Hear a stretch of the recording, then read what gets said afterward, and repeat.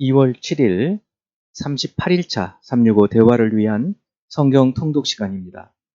오늘 읽으실 말씀은 민수기 5장에서 7장까지이고 묵상하실 본문은 5장 5절에서 10절까지 말씀입니다.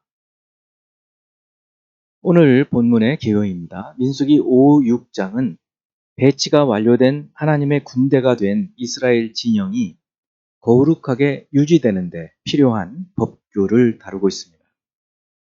5장 1에서 4절은 부정한 자들을 다 진영 밖으로 내보내라는 명령과 백성들이 그대로 수행한 것을, 5에서 10절은 손해배상 규례와 그 죄를 속죄한 후 화목제로 드리는 거제물이 제사장 몫이 된다는 것을 다루고 있습니다. 11에서 31절은 의심의 법에 대한 것입니다.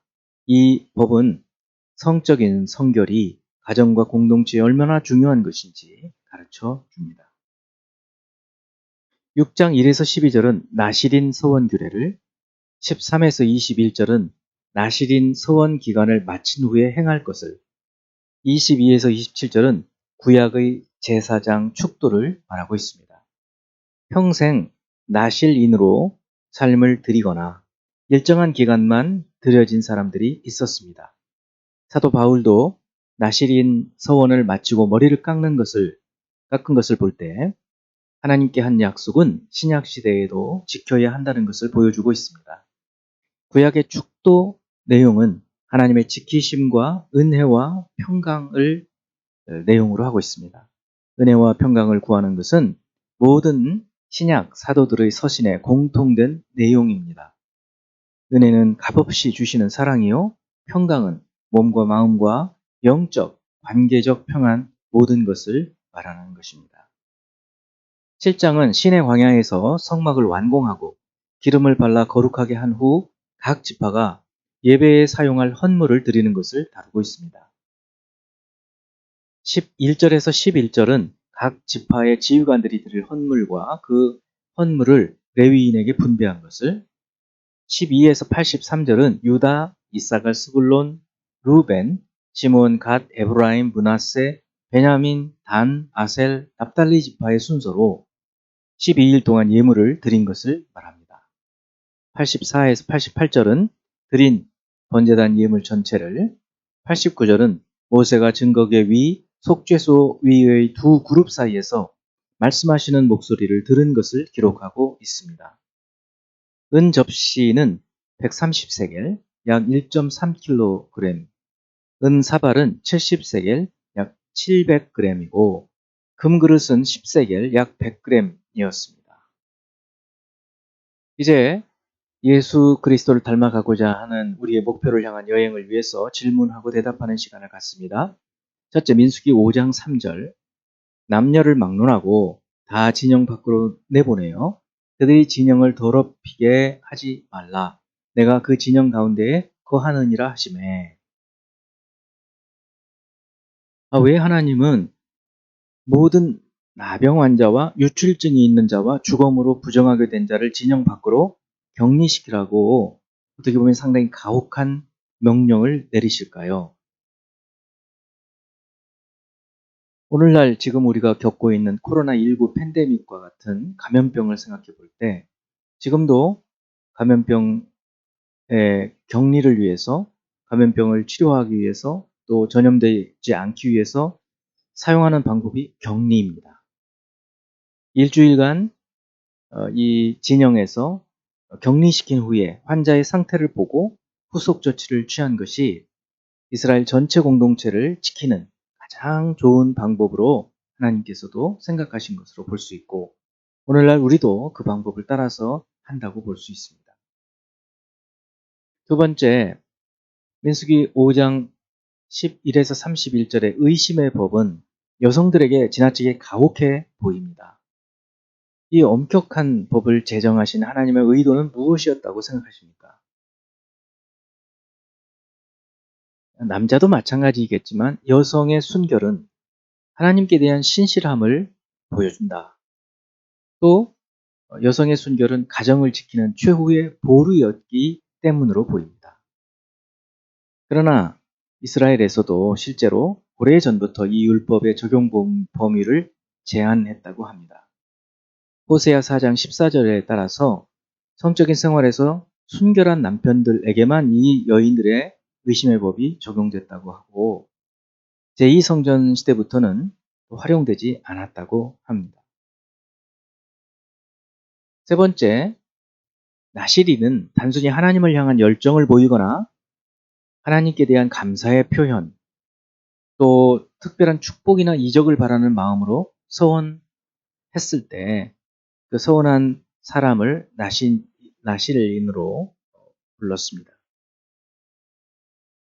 남자나 여자 모두 나실인이 될 수 있었고 나실이라는 뜻이 받쳐진다, 구별된 자라는 뜻으로 나실인이 된다는 것은 하나님을 위해 특별히 구별되는 것을 말합니다.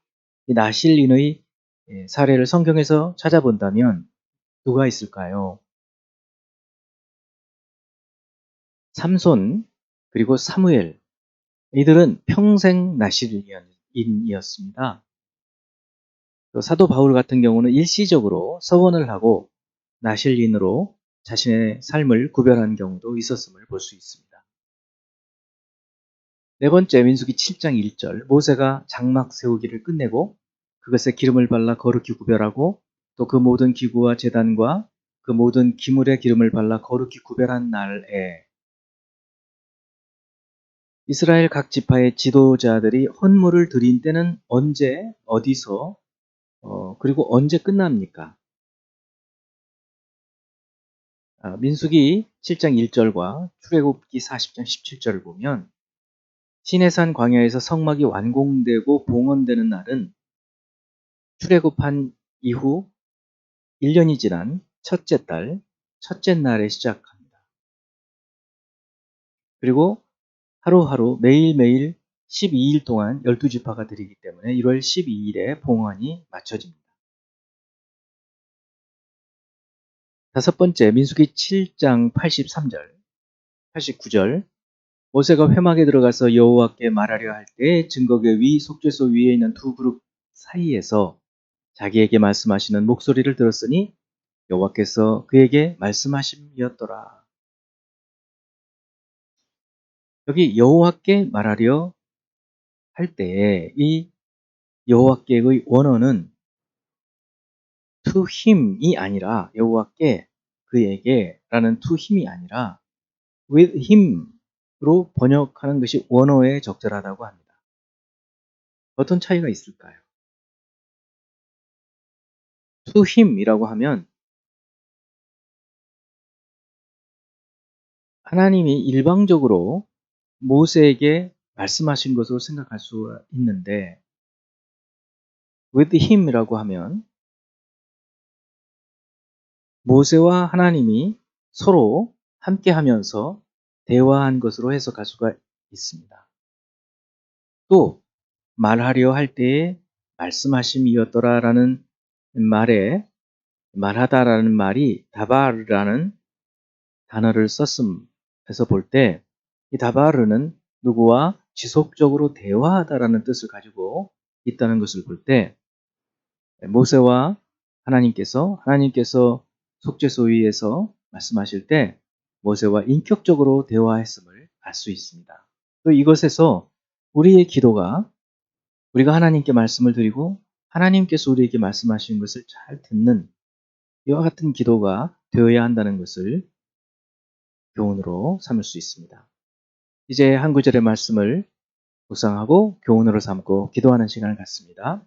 민수기 7장 89절, 모세가 회막에 들어가서 여호와께 말하려 할 때에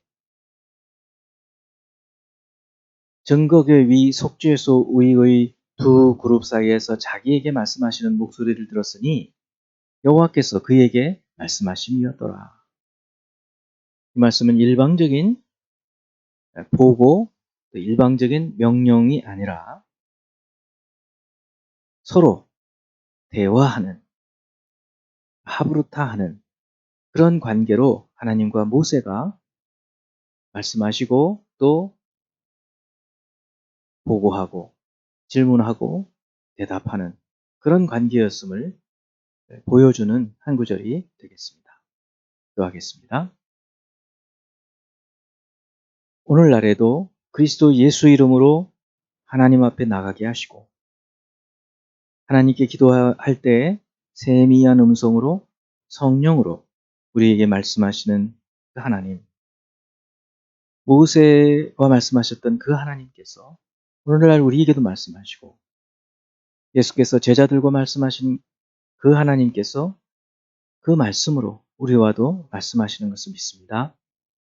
오늘 하루를 시작할 때 또 하루를 마칠 때 하나님과 깊은 대화를 나누는 저희들의 삶이 되게 하여 주옵소서. 예수 그리스도 이름으로 기도합니다. 아멘.